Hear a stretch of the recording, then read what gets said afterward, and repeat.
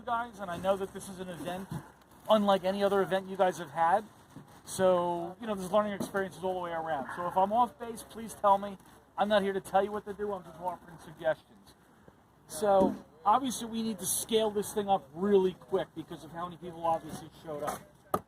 So a couple of things that we try to do with the paper shredding is that we scale this whole parking lot with barricades and stuff to wind them through like an S shape to try and get as many cars off the road as possible. So I mean, again, you had said maybe 100 cars, so we weren't expecting anything like this. I'm guessing we had at least 250, if not over 300 total. They were lined up all the way down to the recycling center. And they're still coming. And they're still coming. Yeah. So with that being said, the prospect of moving people through really quick is important. What we do at the center with the paper shredding is we have a truck over there by the meters, and we line them up double length. And I have someone there who stops them and then alternate feeds them up to the line. One of the things I noticed with you guys is that, somebody would get done and they'd move back to the next car. And you guys kept following the cars rather than letting the cars come up to you. So when you start doing that, now you're halfway down the line and the cars over there haven't moved at all. And they're just backing up further on the road.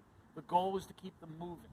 So maybe instead of having one person there with a bag at the back of the car trying to self-feed, is that one person takes them out, puts them off to the side, a second person then bags the stuff, because then you're still moving the cars and still getting that, that movement going.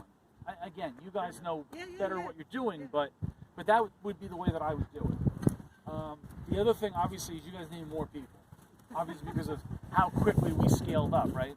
So, like with the paper shredding, we open the trunk, we just grab a couple of bags, we throw them in a bin, and it's moving that way. You guys are doing a lot more intensive work because you're trying to put it into bags. That slows things down a lot. So the question is, how can you speed that process up? Right? So maybe advertising that they got to bring this stuff down in clear bags. I don't know if that would help or not help, but at least then, as you're working that was in teams, actually said somewhere, but it's probably not. But we're at least in groups of 3 where one person's unloading 2 bags. You need to take the tape off. So the other thing with the tape is that when they don't do that, instead of labor intensive, again, I got 400 cars online, someone's there peeling tape, throw it to the side. At the end, when you guys are cleaning up, 1 or 2 people can deal with all the tape. And what we've done in the past is just tell them nicely that you can't accept it. We say it nicely and they're fine. Part of the education process.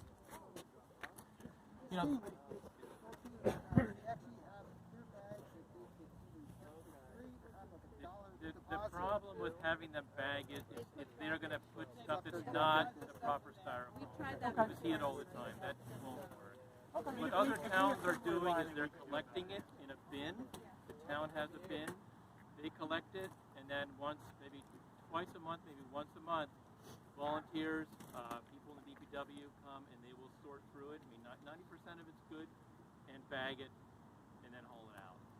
Right, but I'm talking about in terms of your event. I'm not talking about us scaling to a different level. We need to transition to that mode and not this mode. Yes. This mode is never going to work very well.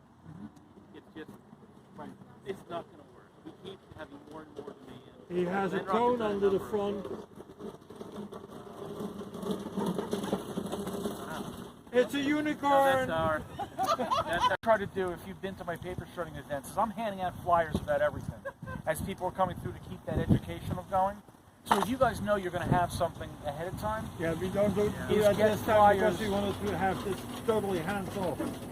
Right, but to have flyers or something to hand out as they're online, because now I've got them captured, so to speak, because now they're waiting online. So whatever I hand them to read, they're going to be reading while they're waiting online. We've done that. That's a good idea.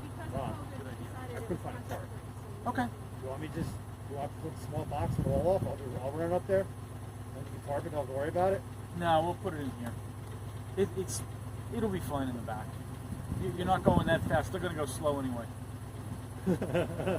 If I need to, I'll follow you up. Cody says he's going to go. Contact free, you could have something at the entrance that they pick up that's just like they lay there and just picture. I mean, we can come up with something.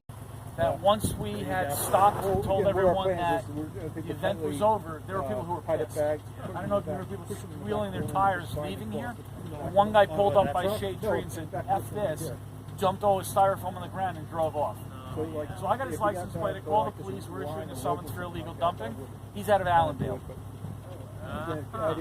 So, you know, that's another aspect of this whole thing. Not that it's your fault or anything like that, but this is part of what you're dealing with in terms of the general public. That happens more and more. You know, I mean, they're pissed off that they drove down here. And ironically, he had 4 pieces of styrofoam, which was just stupid for him to dump, because now he's going to court over it.